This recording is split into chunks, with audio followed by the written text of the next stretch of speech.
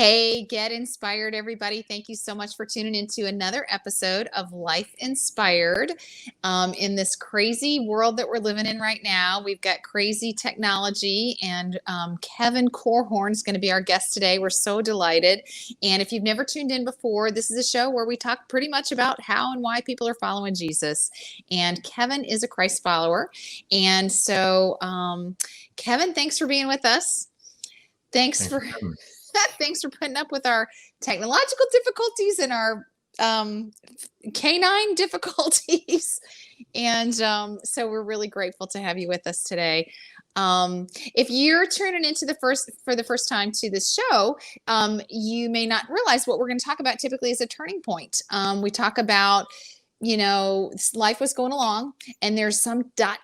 moment in your life that God turns your trajectory, turns your direction. Most people have numerous turning points. And so I don't know what turning point you're going to talk about, Kevin. So tell me a little backstory. Who's Kevin Korhorn? Based on the turning point that you're going to talk about, what's the backstory to where was the path before the turning point? Yeah, so the backstory is I grew up on a farm in Big Rapids, Michigan, and all I ever wanted to do was join the Army. So when I turned 18, I joined the Army and spent 3 years in the infantry. Wow. And then I went to college at Central Michigan University. And I grew up in a Christian home, and as an 8-year-old, I had accepted Jesus into my heart, if you will, but that I didn't really understand fully what that meant. I saw the structure, kind of the religious structure that my parents had presented to me, and that was what I had to go on. And there were times, there were good times and bad times, but I would say after I moved out when I was 18, and I never really moved back into the house. I realized that I had a religious structure, not necessarily a relationship with Jesus. And that was fine as long as I was surrounded by people like that. But when I was not surrounded by people like that, I found that I was much more of a chameleon and way more similar to the people in my surroundings than I was to Jesus. And so through an interesting turn of events, the summer of '91, I was supposed to go work construction with my friend Doug Kreitzer out in Pennsylvania, and it didn't work out that way. I went to Spring Hill Camp, and I had been leading a life at college. I was a rugby player, and the rugby guys were a pretty raunchy bunch of fellas. And so I was just kind of living that life. And I remember sitting on Tuesday, June 11th, sitting on Spring Hill and talking with God. And he basically said, look, you can do it your way or you can do it my way, but you're going to be absolutely miserable if you're going to live a life straddling the fence, because the devil owns the fence and you don't want to spend your time there. And by the grace of God and kind of the power of the Holy Spirit, I made the decision there that I was done living a duplicitous, kind of debaucherous life, and I was going to follow Jesus with everything that I had. I've always tried to. I'm kind of 100% kind of a guy, so whatever I'm all in on. So that was a major turning point in my life. Wow. So thank you so much for your service. I didn't realize you had been in the military, but you said a couple of things that I want to ask you about. First of all, you said you heard from God. So I'd love to know what that was like. How did you hear from God? Hey, quit sitting on the fence or whatever. And then if your turning point was hearing from him, what happens from there? Where did he turn your path? Where did he say, hey, go walk this way? Well, I wasn't really unclear about how I was supposed to be walking, but I certainly was leading my own rebellion and doing things my way. And that is, if you've ever lived like that, it's a pretty miserable existence. If you've ever only lived for yourself, it is fairly miserable. And I knew in having a relationship with God that I was, to me, that it wasn't a question of my standing, but it was a question of my state. And my state of being was absolutely horrible as far as behavior was concerned. But I was a miserable person because I knew a lot of people. I like to have fun. We had a lot of fun together, especially my rugby buddies and my roommates at the house we lived in. But I knew for a fact that a lot of what I was doing was not in any way glorifying God, and it certainly wasn't in any way moving me towards being closer to the man that I wanted to become. So when I came to the fork in the road on June 11th of 1991, as I was sitting on Spring Hill, God, I know different people would say this different ways, but in almost an audible voice, God beckoned me and said, I have been very patient with you and very long suffering. Wow. And you have a choice to make, and you can go your way. And I knew if I had chosen to just go my way, I would have had to leave camp for the summer, because you can't really talk to kids about Jesus for the summer when your life is kind of a mess. Right, right. Okay, so the other thing I heard you say that I wonder if any viewers would disagree with you on, you said, if you've ever lived for yourself, living for yourself is pretty miserable. I don't know that everybody that's living for themselves really understands how miserable they are. Do you think? I mean, no, I think if you keep it moving, if you move fast enough, the stench of your life doesn't catch up with you. okay. And it says in the Bible, sin is pleasurable for a season. And so we are all created by God with a God-shaped void in our lives.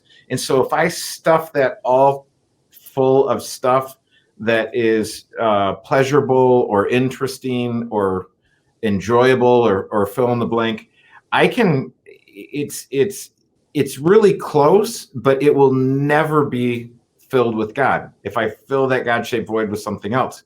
And so you can go a long time. I mean, Lori and I have the privilege of serving in Africa. We do work in Liberia and some other places, encouraging the believers over there. And they have nothing, but they have joy, and they have a joy that you can't buy here in the States. It's not for sale. Because we help people with money. So you think, well, if money made you happy, then the richest guy in the world would be the happiest guy in the world, and then we'd go down from there. And so if I'm kind of middle of the road, then I'd be kind of with money. I'd be middle of the road happy. But I think some of the happiest people I've ever met have absolutely nothing. Right. And so it's very, very interesting. In this country where we're born in Disneyland, and we have these incredible freedoms, and you wake up on third base and walk home every day. I mean, so life here is the opportunities that we have in this great country are unbelievable, and it could lead you into some kind of false sense that you've got everything that you need and you're self-sufficient, and you don't need a savior, and you don't need Jesus. So it's only when you stop long enough to take an inventory of your life, and if you said, hey, if I were not here tomorrow, if I died tonight, what would eternity look like for me? And when you wrestle with those questions, it causes you to come up with, depending on, again, what is your standing and what is your state. But if your state is questionable, it is really a disturbing time. Right.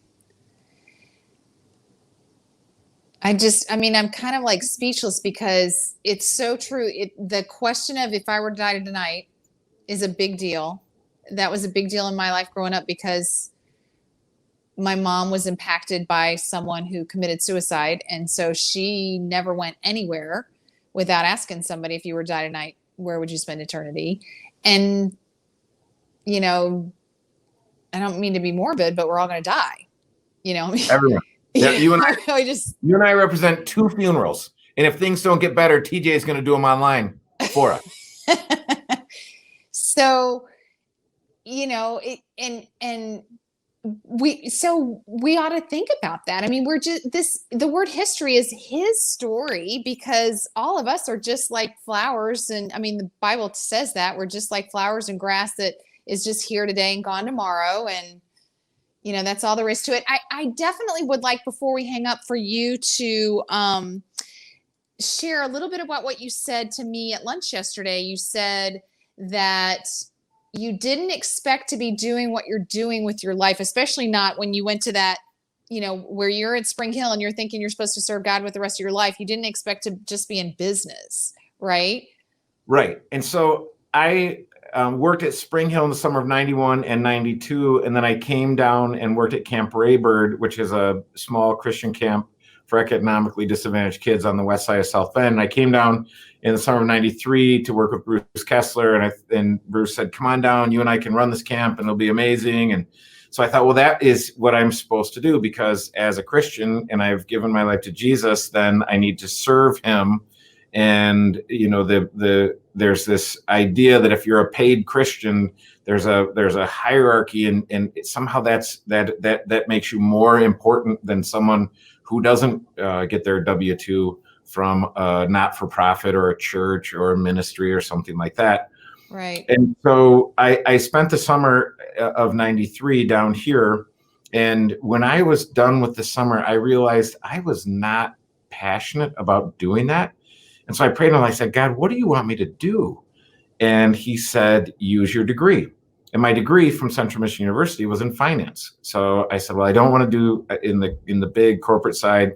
I had done some interviews and I wasn't interested in that. And so I said, okay, I think I'd like to do the on the personal side. But I didn't know anyone. So I said, God, if I'm going to do this, it's going to be your business and you've got to make it work, because I don't know anyone. The opportunities down here aren't really amazing for me. And so I said, but I'll do it, and I'll give it 5 years. And if it works in 5 years, great. If not, I'll go do something else. And interestingly, by year 3.5, I was fairly convinced it wouldn't work. And then on November 3rd of 1997, my mother died, and of ovarian cancer after a long struggle. And then on November 11th, I went to the Strategic Coach Program, which is a coaching program for entrepreneurs in Chicago. And my business doubled the next year, and then it doubled the next year, and then it doubled the next year. And God just took this thing completely over and did what only he could do. And so, you know, and so now it still is interesting to me after 26 years of doing this, and we've got several different businesses, and we've got 4 locations and 64 people on the team, and God is just doing amazing things. But it is, sometimes I pinch myself because I'm like, I thought I would be doing something else related to serving God and giving my life to him. And he said, no, I've called you to commerce. And it is a wonderful thing that we get to serve people. Financial planning is very soulful work, because we do the external finance, which is numbers, and it's the science and the math. But we spend a lot of time on the internal finance, like what are your financial goals? Why is money important to you? How do you psychologically connect to money? And so understanding those things about clients, because if you can get to that level with clients, your ability to coach them and help them is just significantly better. So God called me to do this so you can have a job, a career, and a calling. And my calling is to do financial planning. So as funny as that might sound, that's what I do. Right.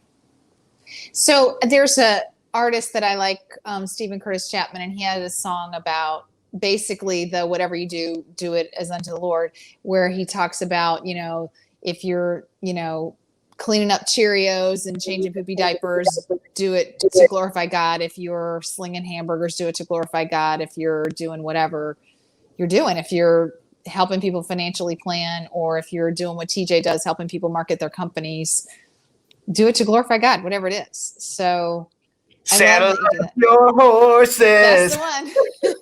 Okay, so absolutely. So one of my favorite verses is in, I think, and I can't even remember, Lamentations or Ecclesiastes, but it says, whatever your hand finds to do it with all your might. And so that's where I said, God, you direct me, and I will show up and I will give you everything that I've got, and you make it work for your glory. Right. And so because as human vessels, we cannot contain glory. So whatever comes, I just pass it right along. And I'm thankful every day.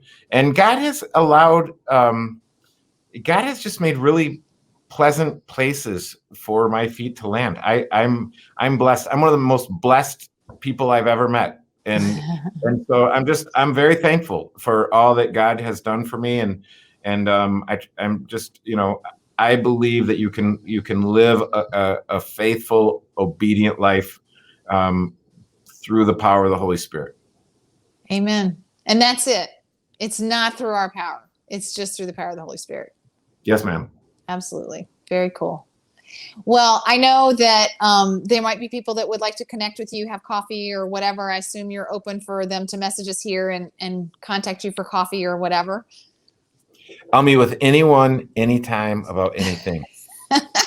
So thanks for that. We really appreciate it. Thank you guys so much for watching. Thanks for dealing with our canine and technological difficulties we've had today. We really appreciate it. And if you want to share Kevin's story, there's lots of ways to share it. We'd love for you to follow us on Facebook, like our Facebook page, subscribe to our YouTube channel. You can also watch these videos and share these videos from lifeinspiredshow.com. So those are places that you can share the show from, and it just helps more people hear about it. So also, if you know somebody that needs to be telling their story, I'm not on the red couch because of stuff that's going on with technology and sickness in offices, but yeah, if you know somebody that needs to be on the virtual red couch, we'd love to share their story as well. So thanks you guys for watching, and Kevin, again, thank you for being here. You're very welcome. It was my pleasure. And I want to thank you for doing this. I really appreciate your spirit and your passion, and your impact is powerful. God's doing his thing. Can't contain his glory, right? That's right. So yeah, and don't forget, you guys, messages if you want to have coffee with Kevin Korhorn. Thanks, you guys.